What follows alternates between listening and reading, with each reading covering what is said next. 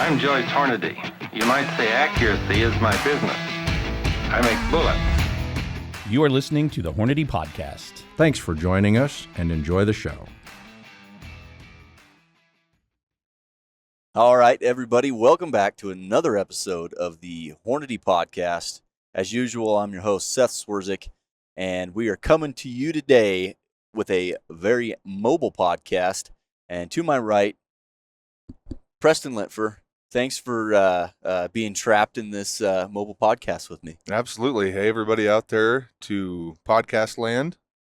We are right now on our way to a unit on the very east side of Wyoming where I drew an antelope tag with a point this year. Several of the other guys at work went ahead and put in for it. Traditionally, it's been a no-point unit, but numbers are down or maybe point creep happened, and I'm the only one that drew. Why are you with me, Seth? Yeah, so one of the things that we do in marketing is market things, and in some instances you have to travel for that. So here, this last week, we had a pretty good-sized media event that we had to attend, and it was in beautiful Idaho. I mean, an outstanding location to have a media event like that. Yeah, grandioso would be a word I'd use to describe it. Yeah, it was the colors of the trees. Yep, the trees were turning. Fall is definitely there, and it was beautiful. Yeah, awesome event. So that was on a Wednesday. So we flew out from Grand Island on a Wednesday, landed in Idaho Falls, and we were up in Victor, Idaho. And that the range day was actually on Thursday, which was yesterday. So we were going to fly home tomorrow. Well, as Preston mentioned, there was a whole group of guys at work that are, just like to go out and have fun and chase antelope around. And Wyoming's a great place to do that. However, he's the only one that drew the tag. So he is missing his anniversary to go on this media event. And we thought we could just kill a couple birds with one stone. We'll fly out there for work. We'll rent a truck. We'll drive clear across the state of Wyoming.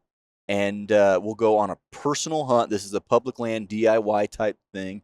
And we'll go chase some antelope around and take the Hornady podcast with us. It took almost to the last minute to really decide to do this. I don't know why it took so long, but the decision was made. So at this media day, marketing day, whatever you want to call it, we were showing off some products. Yeah. And we flew with a couple of rifles. I flew with one. Seth, you flew with one. And normally I'd like to hunt with my own rifle, but I'm just gonna use one of those. Yeah. So I think we'll probably choose the 6.5 PRC. I've got it on your Bighorn Origin Action. Yeah. I don't know what barrel's on it. Yeah, let's talk about the guns a little bit because we do got two options. So the first one is a 18-inch semi-automatic AR-15 in 6mm arc. Right. And we do have some 103 grain Precision Hunter 6mm arc ammo with us, and that gun shoots lights out. Shoots great. Yep, shoots really great. Does. Running there's a Leupold Mark V on there with a Silencer Co. Omega suppressor. Now, the rifle that I think you're going to use is a Bighorn Action in a Manners stock, and that is a Bartlett medium Palma barrel on there in 6.5 PRC, 24 inches, and we'll run the what suppressor are you running? Thunder Beast Ultra 7 with Beautiful. their CB brake. So Thunder Beast Ultra 7, and on top of that one, a scope that I'm super pumped about, the new Vortex Razor LHT. Couldn't be more impressed with that scope. No. I have one myself. 4.5 to 22, and we actually had a rider at this media event hit the 1 mile target with that scope and that rifle in the 6.5 PRC. Yeah, not a match load either. That was a hunting load. Indeed. So it's definitely more than capable. The way you described it, it does sound a little bit heavy, but really, it's really not too bad, and I don't think we'll be beating the feet a whole bunch on this hunt. I don't really know what to expect. We've both been out there before. Yep. We've both taken antelope out there. It's a dry year though out there this year, so we'll see what we see. Yeah, we'll find some water. I think another thing that the listeners will need to know is we're on a pretty good time crunch. We don't have a ton of time, and we're right here in the middle of the season. We don't have a ton of time to go explore. We've got this afternoon, which we should be very near our destination in approximately 2 hours. less than well, probably about an hour. Hour and a half. Okay. Yeah. So we've got this afternoon, this evening, and then we technically have all day tomorrow, which is Saturday, but we have to have this vehicle in Grand Island to return to Enterprise Rent-A-Car on Monday morning. So we Right. don't have a ton of extra time to be dilly-dallying, and it's still a 7-hour drive home from where we're hunting. Yeah, and as Seth mentioned, I am missing my anniversary. My wife understands completely, but she certainly got some flowers today, and we've been talking. But yeah, besides just being away from home, we were on the trip. We're out hunting. We both have young kids. Yep.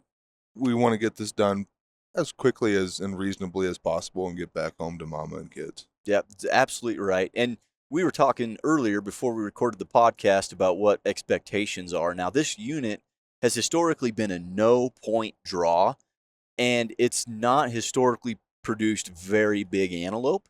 And in the years that we have been in this area, the numbers really aren't that high. No, and I've taken, my antelope was 50 some inches. I don't know, maybe 10 inches high, something like that. Yours was a little bit even smaller than Smaller that. than that still. Your Yeah. old man, father, for those that don't understand that's a term of affection, shot a pretty nice goat out here. He did. The year after we went. Yep, that was been a few then years a ago. colleague that same year that we went also shot a pretty nice one too. So the potential is there. I think we're going to hit the big public grounds, the easy ones, because we're on a limited time basis, and what happens will happen. Yep, I'm excited to just get our eyes on antelope and to be the spotting and stalking and using the wind, and they got such good vision. I really enjoy hunting antelope. It's actually one of my most favorite things to do. And you mentioned we missed our families. We've already been gone for a few days, and we want to get home to the kids and stuff. One of the coolest things, and we've talked about this in previous podcasts, when you go on a hunt and you kill something and everything's awesome, and then the next day or 2 days later, or that same day in some cases, you've got your 3 or 4-year-old boy eating the animal you just killed. It's just great, and he's throwing it down, and everybody's happy. And as soon as you get home, it's like, well, let me see, Dad. Yeah, I want to see. So it'll be great. I hope everything turns out just beautiful. Yeah, we've got probably the ideal antelope hunting weather, in my opinion. There's no chance of precipitation for today. The winds for Wyoming standards are modest, and it's 65 degrees. Yeah, tomorrow, slightly overcast. Tomorrow they'll pick up a little bit, which, I'm not going to take too long of a shot. Kind of using a prototype bullet with this. This is I don't know if we mentioned it. That's in the 6.5 PRC, right? Yeah, I think we could probably talk about it because by the time this launches, it'll be a real deal. Fair enough. So new for 2021, 2022. Yeah, mind blown. Yeah, wow, time flies. I'm going to be running the 6.5 PRC with our 130 grain CX bullet, copper expanding. That's not your traditional monometal bullet, long ogive, high BC, but still get all of the benefits and killing power of a monolithic bullet. Yeah, that's a great way to put it. It is a copper alloy expanding, and it's got a lot of slipstream. It's got a super long ogive, a really long boat tail. Truthfully, it's as long as we can make a monolithic bullet with that, low drag design that will stabilize in an 8 twist. It's as long as we can make it.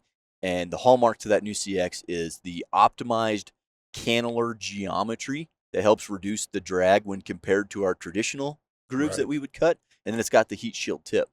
And one of the neat things about that is by adding the heat shield tip, we will now be able to put those bullets in the Ford-off library. So you can set up a profile and get away from using BC, start using drag coefficient. So that's great things to come. And people love the terminal performance. There's people that love the terminal performance of a monolithic bullet.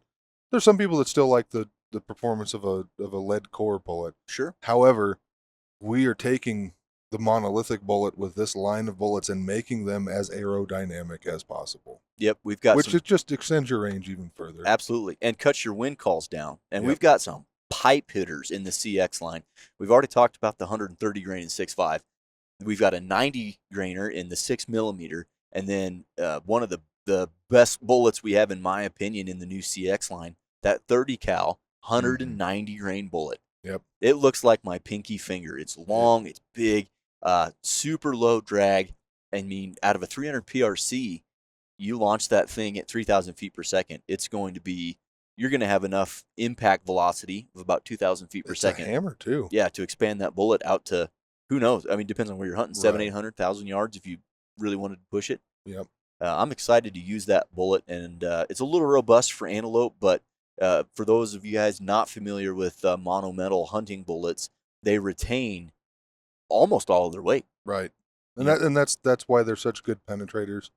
A lot of people like to use them on big game, Yeah. in case a less than ideal shot presents itself and you need to take a shoulder blade or you need to fish it up through that elk from the back, whatever it may be, these bullets get that kind of penetration. Yep, yeah. Usually while still expanding. In my previous employment at Hornady, doing all the ballistic stuff, shot a lot into ballistics gel. Not uncommon for a copper alloy expanding bullet to go 18, 24, maybe even more through ballistics gels, and that's a deep penetrating bullet, profuse hemorrhaging, and really excited to see how this does when on they the antelope. expand, those copper petals peel back, and they're sharp and they're hard. So as it's spinning, it's making a wonderful temporary wound cavity and creating that profuse hemorrhaging. Yep, really excited to see that. And this is just kind of a fun way to end the trip. Now, the media event was great. I met a ton of people that I'd been emailing back and forth with over the few months here that I haven't put a face, to yet. And so I got to meet those, got to shake a lot of hands, see some cool new products from some other folks within the industry. Mm-hmm. That was cool. And now to do something, we're really not having to take vacation. We're hanging out, cranking some tunes, and we're going to go chase animals on public land. And that, to me, sharing the hunt with a great friend and doing the type of hunting that I enjoy the most. I know, Preston, you're 50-50 on tree stand, whitetail, eastern type, and this kind of thing. But I like it all. I like a good variety. Yep. And this is the first hunt you've had out of state in a while, right? I think since that last antelope hunt 3 years ago. Yeah. Whatever it was. 18 or 17. Yeah. Awesome. Well, I'm excited. I hope the listeners out there. This is the icing on the cake, and hopefully we can put a cherry on top. Let's put a cherry on the top of the cake. That's a great way to put it. So right now we are doing 80 miles an hour headed due east on I-25, and beautiful drive, beautiful day. Hopefully, with any luck, in a day or two, you'll listen to the second half of this podcast where we recap how it went down, what we did, what we saw, and hopefully, fingers crossed, how you were successful.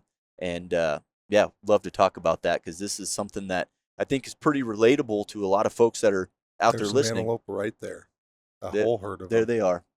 A lot of folks out there listening have the same thing we have. We've got a spouse, we've got a property to take care of, we've got young children, we've got work to do, and you try to fish these type of personal DIY hunts. You get them in where you can, and I think this one really worked out nicely, that it was minimally invasive to go on a work trip and then just slip this right on the end and capitalize on our time away. Hopefully we can get it done. Awesome. I'd love to have a 5-day hunt here and vacation in the books, but that's not realistic with young kids at home. Nope. We're going to have a solid day and a half hunt, and I'm confident we'll be able to find some antelope. And again, if nothing else, hang out, crank some more tunes, and enjoy the drive. Yep. Awesome. So I'm going to wrap this up, because in another day or two, I'm hoping we link this up with another short little podcast and talk about the success. Part 2. Part 2. Stand by, and we'll link that in right now. Okay, everybody, welcome back. Now, for you, it was not much of a gap, but for us, there was some time in there between the first recording and right now at this moment. Again, coming to you guys mobile, and in this case, really happy, pretty excited. Part 2. Part 2. Let's talk about part 2. Now, some housekeeping stuff before we get to part 2. We've got, as Preston said, snacks on snacks on snacks in here. A lot of truck stop accoutrement. and a lot of bags and such. So excuse the poor housekeeping. We're just road tripping it. Yeah, we're having a yard sale inside of this truck. That's basically what's happening. Mhm. And lots of caffeine. There's many caffeinated beverages in here. Yep. So we're on the way home. I'm glad to tell you that we had a successful trip. Quite frustrating at times. Mhm. So yeah, after we cut out with you from part 1, we got right to hunting essentially. Checked out a big piece of public ground there in this particular unit. Walked in a mile, I believe. Yeah. Got to a point, glassed a couple of miles. Yeah, of you public. could see forever. Did not see one antelope. We do have to back up. So so we sorry. get to this little town. We make a game plan. We shuck our clothes and our boots and get dressed up in all the hunting specific gear. And we were going to just eyeball a couple really small chunks. Really small. And I wasn't looking at the onyx, but I mean they were small. Yeah, one was exactly like a quarter would be growing up back home. So 1/4 of a square mile. I think the other one was a square mile. Okay, but the tiny one where we actually the tiny saw one it go. was a quarter. Oh, about okay. 160 acres. Oh, 160. Yeah, so not a super amount of land, but we were driving up, saw what ended up being 2 antelope. One was now after the hunt is over, I'd call him a good buck for the area, and a doe, and they were bedded underneath the telephone pole. I don't know, 100, 200, 300 yards. Probably 300 yards off of the public Mm-hmm. ground. So we thought, should we wait him out, maybe see if he slips up and steps onto public? And we decided, we're brand new into the hunt. The hunt had just started. No, there's antelope all over Wyoming. Let's go find another one, perhaps even a bigger one. This was a decent goat. I would say probably 50 to 60 inches, which for this unit I think is pretty good. Hindsight being 2020. Mm-hmm. But then we go to the other spot. Yeah, that's when we hiked in.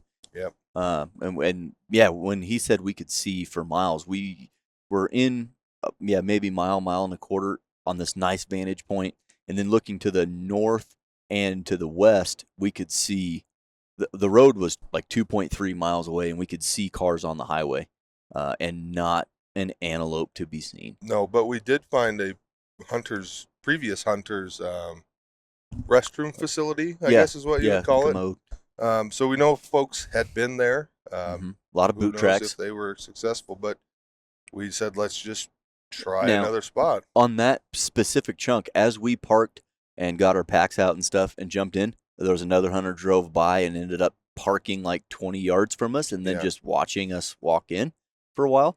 And then on our way out, on our drive out, we got back to the truck. There was one truck in another little parking spot, and then another truck that had just pulled in. So that big chunk of ground. But that particular spot, if you would look at the unit as a whole, look at all the possible public ground that you could hunt on, don't have to knock on any doors or anything like that, just fair game for everyone.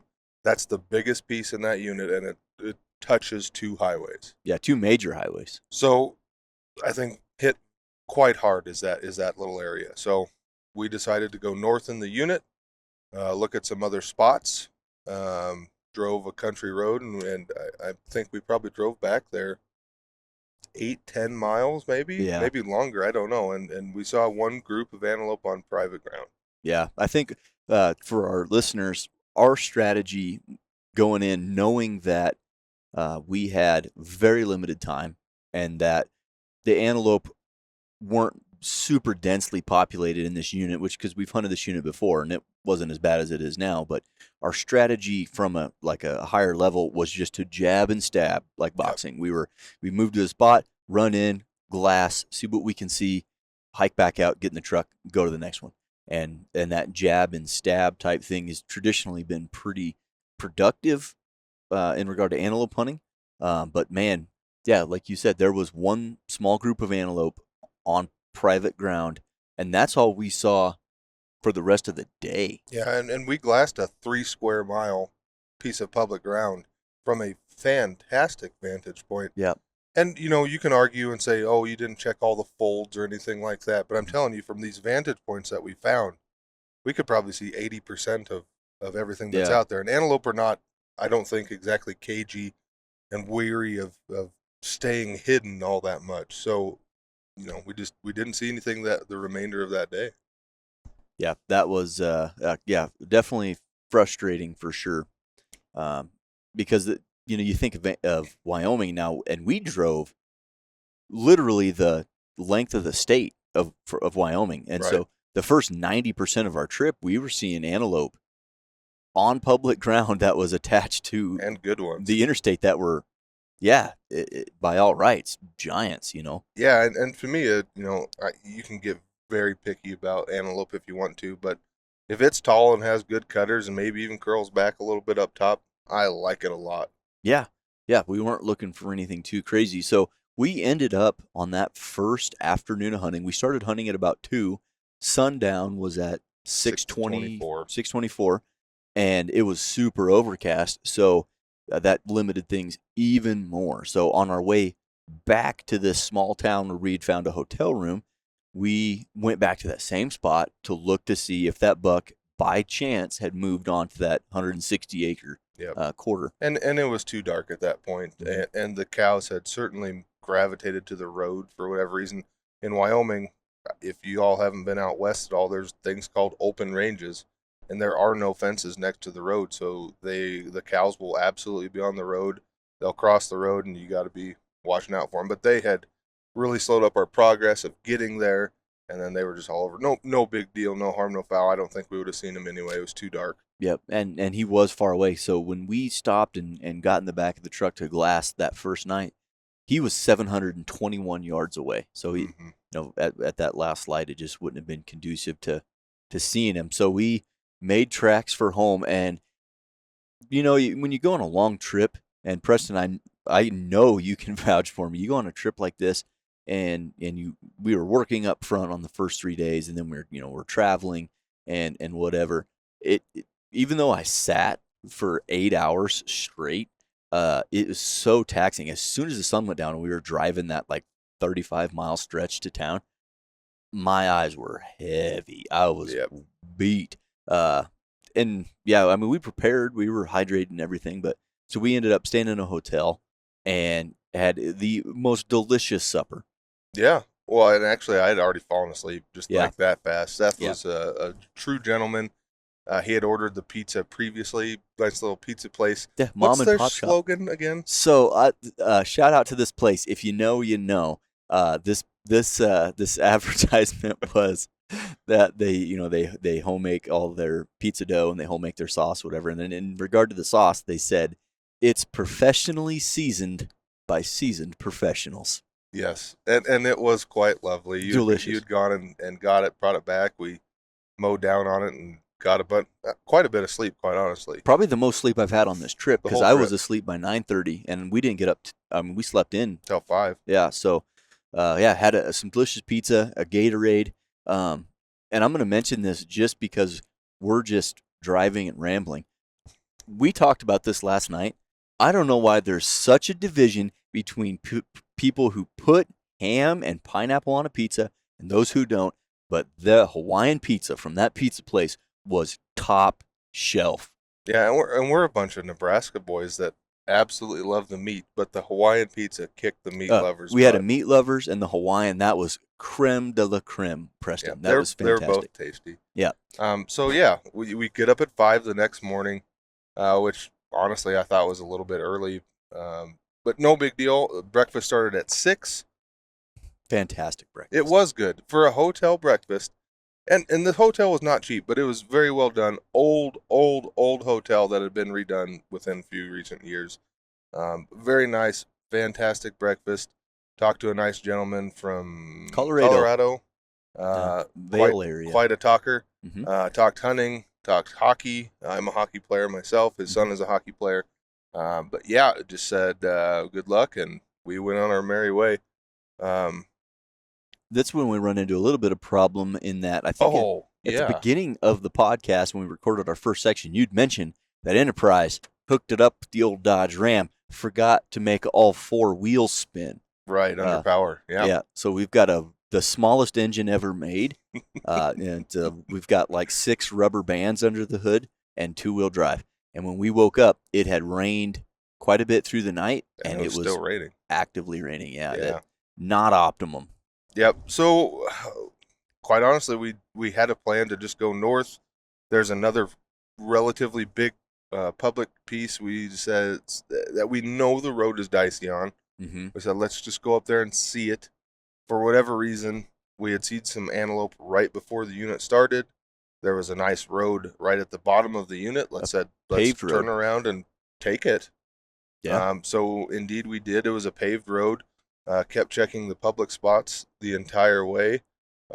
Quite honestly, I was getting a little discouraged. Yeah, you said it in your voice. I think you've actively said, I am frustrated. Yep. And then you went, grrr. Well, that was, so we had seen, we turned north. We went all the way to the west edge of this unit, turned north. The road that we were on bordered the west edge of the unit, and we had seen a buck and some does on private ground. No big deal. Yep. We marked it, moved on. And then 2 miles later, a decent buck literally runs across the road from our unit to not our unit. Mm-hmm. Again, on private ground, but it's just starting to get a little frustrating at that point. At that point, we had not seen an antelope on public ground. No. And as a whole, one thing we didn't talk about is, so you've hunted this unit with me in we'll call it 16 or 17. Yep. Then that next year I hunted it with my old man. And in those two outings, did not really see deer to speak of. And this trip, we found all the deer. Yeah. Lots and lots of deer. Lots of does. I mean, no big bucks. We saw that one 3x4, and then we saw a few forkies. And I would put it in the 24 deer area, if not more. Probably more. I mean, there's one group of 8. Yeah, that's true. So lots and lots of deer, but which is kind of surprising considering the terrain. Yeah, to it's me, not a lot of place to hide for them. And then the antelope side of things, there's some bigger groups of antelope on private, but we might have seen as many deer as we did antelope as a total.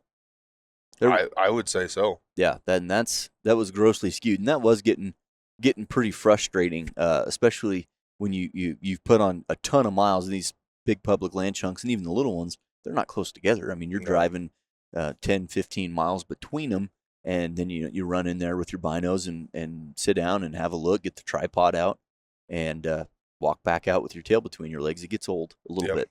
So as soon as that antelope ran across the road from our unit to not our unit, a little discouraged. We probably had 5 miles until the next one. I was just kind of frustrated the whole time. Come up to a piece, I think it was a square mile. Yep. Of public ground.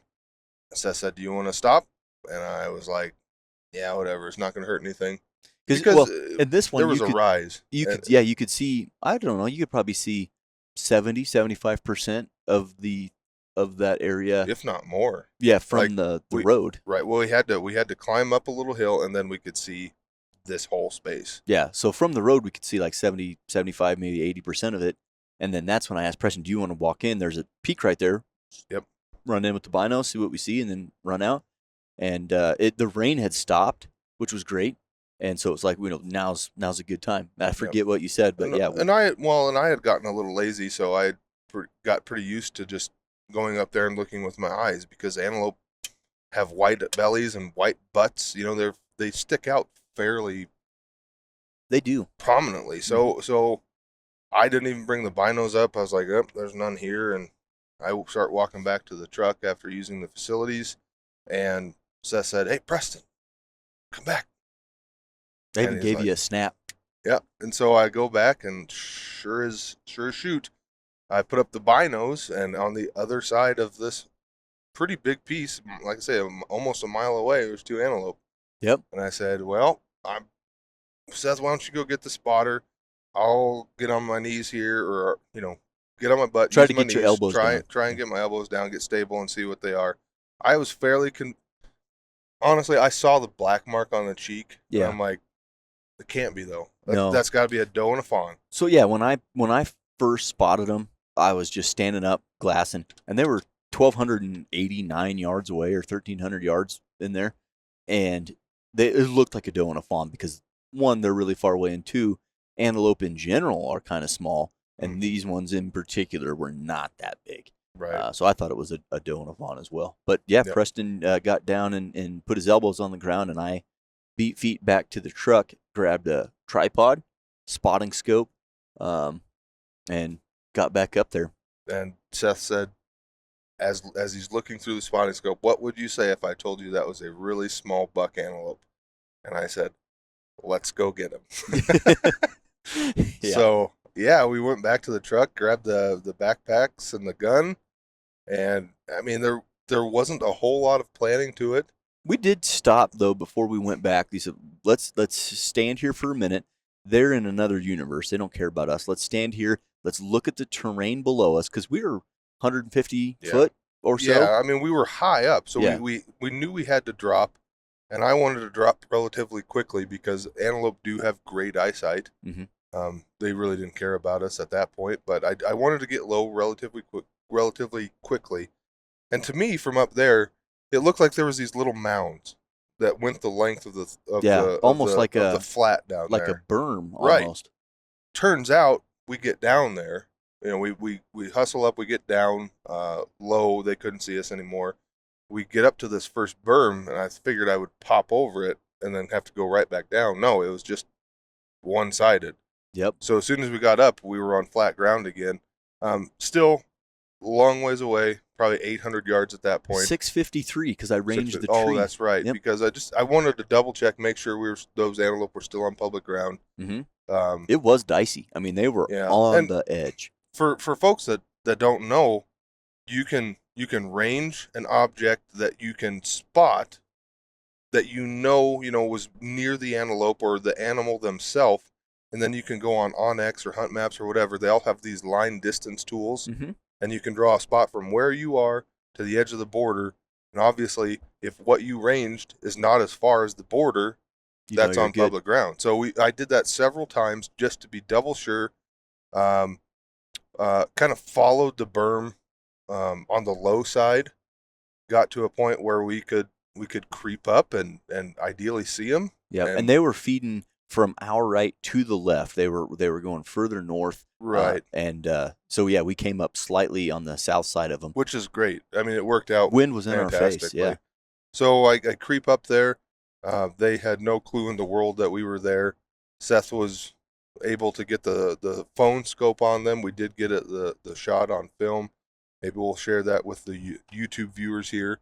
And so 300 yards. Yeah, had a little trouble ranging. Yeah, that's when we dropped our packs at the base of this next rise, and I couldn't see the antelope. Preston was in front of me, and he's crawling and then looking and crawling and looking. So I'm thinking, he hasn't seen him yet. And then he gets on his belly and starts elbow crawling up to the edge. And he's got his rifle with him, of course. And so I was like, all right, game on. He sees him. Excuse me. And he looks back at me and shows me kind of where they're at. And when I pulled up to look at him, obviously the grass is 18, 20 inches tall. And we're trying to lay down.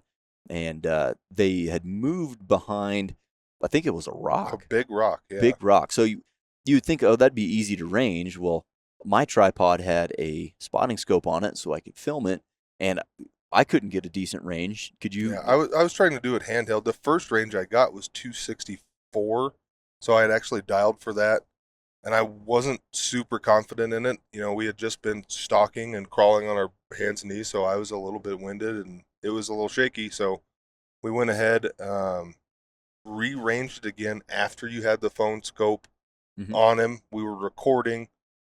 Went to the Hornady Ford off. We were fairly sure it was 300 yards. Yep. Dialed it in. I think that was only 9/10 of a mil for me. And yeah, he was behind that rock, and then he stepped out. I thought he was absolutely perfectly broadside. My instinct, we talked about doing a high shoulder shot. My instinct, though, from just years of doing it this way, was to go behind the shoulder, mid body. So I shot. Obviously, had the suppressor on there, and we heard the impact, and it sounded a little off to us. Couldn't exactly tell if I hit it or not, quite honestly. And that buck kind of circled around and made a loop. Probably ran 150 yards. Yeah, I was gonna say 120, something like that. Yep, and stopped. And I'm like, I can't tell if I hit him or not. And sure enough, he laid down right there. And for as far as the shot goes, I was able to get prone. yeah, I was gonna say you were prone. You had the bipod legs out. You've got a rifle that shoots, I mean, absolute bug holes. It's custom from the end of the buttstock all the way up to the suppressor. And we shot it for an entire day before that at extended ranges, so we know it's very, very capable. And you're a competent marksman and a good precision rifle competitor. So proned out at 300 yards, all jokes aside, that you were extremely confident on where that bullet was going, and he made it 150 yards or whatever he did, and then just laid down. We watched him with the binos just lay down. Yep. So we gave him just a second or two and put on our packs and walked over there. Played it safe though. Yeah. We didn't rush anything. Kind of let the doe move off that was with him, so that we didn't have to spook her any more than necessary. And then then it was time to work at that point. Yep, that was the shot was perfect. It absolutely entered maybe an inch away from where I had the crosshairs. No wind to speak of at that time. No, and you're shooting a laser beam. That 6.5 PRC, I think I had it figured in there roughly 3,000 feet per second. Yeah, with a 130 grain bullet doing 3,000 is just laser straight. And that's that CX. And it turns out it went in right where I wanted it to. We flipped the Antelope over. Turns out that Antelope wasn't exactly broadside. So definitely caught along probably the top of the heart. And some other stuff behind that. Yeah. But he certainly did expire. Quickly. I mean, you couldn't have put that bullet any better, honestly. And it slipped in directly behind the shoulder. It didn't catch a rib going in. It didn't nothing. It was just a clean entrance, which antelope are really a small animal. Even the biggest antelope that I've seen, they're really small. And so if you do take a shoulder blade shot, you can rule out most of that front shoulder. And you think of them almost deer size. That's how I picture it, but they really aren't. No, they're smaller than a deer. So in my opinion, tastier than a deer. I wish they were deer sized. I agree too. Yep. So we get to work. We quarter them out. Seth, you've got a tarp handy. That was fantastic. We're running 2 knives. Get them quartered out. We leave for proof of sex. We left a little nutski on the quarter there. Mm-hmm. Took as much neck meat as we could. Got some back straps. Fished the tenderloins out. Gutless method. Yep. So for people that don't know about that, you can actually kind of go in there past that last rib, push down on the guts. You can free up that inner tenderloin as much as you can with your hands. I do normally get a little knife action in there on both ends, and we pull out the tenderloins. Yep, got to be careful. Those things are tender for a reason. I mean, they're kind of stringy almost if you get to squeezing them. Yep. You do have to get the hind. You don't probably have to, but it's easiest if you take the front quarter and then the hind quarter, and once the hind quarter's off, go in for that tenderloin. Yeah, you got a lot more room to work with there. Yep. I mean, and previous to that, I know, we took some photos and the standard stuff. Got them in 2 game bags, half in your pack, half in my pack. Went ahead and cut the head off. I'll do a European mount on this little guy, and had about a mile back to the truck. Yeah, it was really it's amazing how quickly things change. And before we get too far, I wanted to mention that CX. It's monolithic bullet, so it's a copper alloy that we use, and we mentioned it in the front half of this podcast, but it's known for unrelenting penetration, and it did that in spades. Yeah, it went the length of the Antelope almost. Yeah, I mean, he couldn't have been raked that hard, I wouldn't think, but nonetheless, yeah, it went in right behind the shoulder, probably caught part of the heart, lungs, obviously, and it exited probably about as close to its hind quarter as it was its front quarter on the entrance. It's definitely past mid-body. Yeah. Well past mid-body. Yeah, so it probably went 20 plus inches of penetration through there.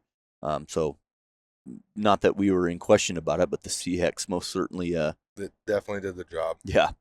Did everything we asked it to. Yeah. And the pack out was moderately easy as far as pack outs. Well, yeah, are the concerned. first 3/4 of that mile was flat, and then Yeah. we had to climb a couple big ridges, and then we were out.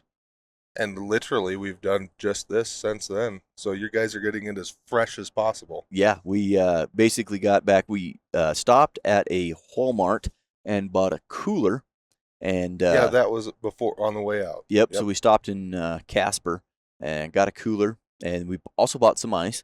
We've been keeping our water in there. So we got back to the truck, opened up the backpacks, put the meat right fresh on ice. I mean, that animal hadn't been dead for certainly less than an hour. Yeah, I was going to say 45 minutes. Yeah, and it was on ice right in the back of the truck here. And I think that, antelope can have a bit of a stigma as being off tasting. I'll tell you this, they stink. Yep. But the meat itself doesn't stink. And But I think the reason people get that feeling is they've had antelope that have literally been gutted and rode around in the back of the truck for a long time.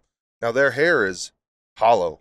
Right. So it's a fantastic insulator. And if you don't get that hide off relatively quickly, that meat stays hot. And you want it to cool down as quickly as possible. So we did that. I have no doubts this will be a fantastic tasting antelope. Yeah, I had actually proposed that we find an establishment that sells camp stoves, and we'd go into town right away, get like some orange juice and maybe like some taco seasoning or something, kind of do it like carne asada style, lime juice, let it marinate, and then drive for 4 or 5 hours and then stop and then, cook it up and eat it on the side of the road. Preston is... Yeah, I shot that right down. Yep. We've been gone too long. Yeah. It's time to get back home to our wives and kids. That is true. So yeah, we actually had some leftover pizza from last night. So we washed our hands as best we could, used some wet wipes and some Germex, and I still smell like an antelope. Yeah, I mean, it's on my clothes for certain yet. Yeah, they'll have to go through a wash cycle, and I will too until that antelope is gone. Yep. So yeah, we jumped on the road right away. We made it 45 miles, stopped for fuel, and right now it's probably 2.5 hours since we've shot that antelope, and we are already in Nebraska. Yep. So yeah, we're on the way home. I hope you guys really, really enjoyed this little podcast. Hopefully it can be as detailed, or it was as detailed as you hope it would be, but anybody can do this. You know, this was it's not an over-the-counter tag, but anybody can apply for this tag. Yeah, it did take me a point where traditionally it wouldn't, but 1 point is 1 year. Yeah, so 1 point in 2 years is you 1 can go year. antelope hunting. But there's these opportunities all over the place, and anybody can do them. Yep. And we did it on public ground. Yeah, and this was kind of I think that's the biggest takeaway. Like you had said, anybody can do this. It's a wing and a prayer when, you just kind of piece it together last minute, like, oh, we're going to be in Idaho for work. Well, let's make a plan here and get this done. And that unit, like you had mentioned, historically, a no-point unit, and you're not going to go out there and shoot a record book antelope by any means, but it's not always about that. It's not about that for me at all. Not at all. I had as much fun running around, chasing antelope, and the frustration.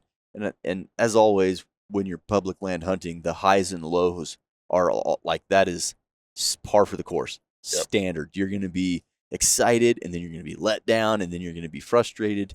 And in this case, leaving on a high note. We got a cherry on top. We do. Yeah, and my boy will have a nice little European mount in his room. Yeah. It'll be his trophy forever. I can put that little cartridge case right next to it. It'll be great. That will be great. And I think that's a good takeaway for everybody is you can do this. There's almost all of the other hunters that we saw in that unit, and there's no shortage. I think there was 300 out of state or non-resident tags. I think so.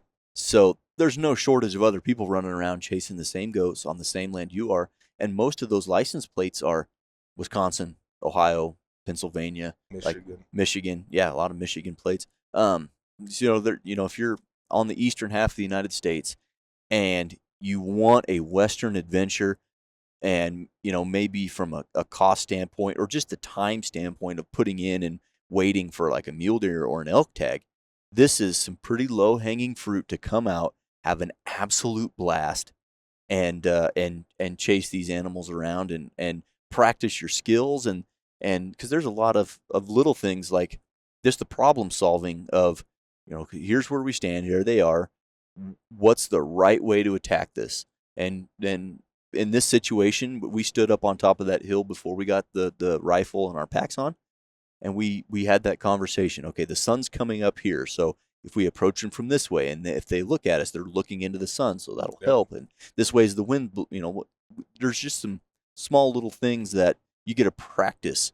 And antelope, at the end of the day, they're typically really plentiful, depending on where you're hunting. Right. They're typically really plentiful, and if you blow a stalk, or if you make a bad choice and you end up bumping them or something like that, or they just pin you down with their laser vision, it's not the end of the world. They can see like 270 degrees or something like that, I think. That, and they can see like 900 yards or something. Yeah, this incredible eyesight. Yeah, really ridiculous. But to finish that up, it's a great way to get addicted and practice into Western hunting. Yeah, I was going to say something very similar to that. It's such an easy way to get into it, and you can practice, and there's not a lot of investment in, the tags are getting more expensive, which is, whatever, it's cost of doing business. And but you get to come out here, and the success rates are pretty darn high, even on public land. And at the end, if you can put the cherry on top of your hunt, you're left with, in my opinion, one of the best tasting North American game animals. Yeah, and if I suppose you had to put the pencil to the paper, and the hunts we did before this, we stayed in a tent. We didn't stay in a hotel. But if you had to put all of your costs, the bare minimum to come out here, you could pack all your food and all that stuff too. Yeah, it's like a $350 tag once you buy the stamp, and then your fuel to get out here. So for us, I don't know what that would have been, maybe a couple $100. Yeah. And you bring a tent, and you have brought food, snacks, and it's a pretty cheap hunt. Yeah, you can definitely do it on the cheap. Good for young folks out there who might be, 18, 19 years old, wanting to get out west here and test your mettle. Easy way to do it. You can get as crazy as you want. We didn't do a whole lot of walking. Just like we said, we were trying to kind of jab and stab, see as much as we could. But if you're in shape, that's a good thing. I'm not in shape myself, but I can certainly handle my own. So be in shape, that'd be good. Yep, we're taking this right here. Sorry, folks, we had to get a little navigation going on here. Navigation. Thanks, Siri. That's cool. I think that's really all we need out of this podcast. Hope you guys are encouraged to do this yourselves. Yeah, I hope that what we've done is just helps to show you that you don't have to take a ton of time off sometimes to do this. If you're just creative, you can find ways to work it in with your family time and your vacation time.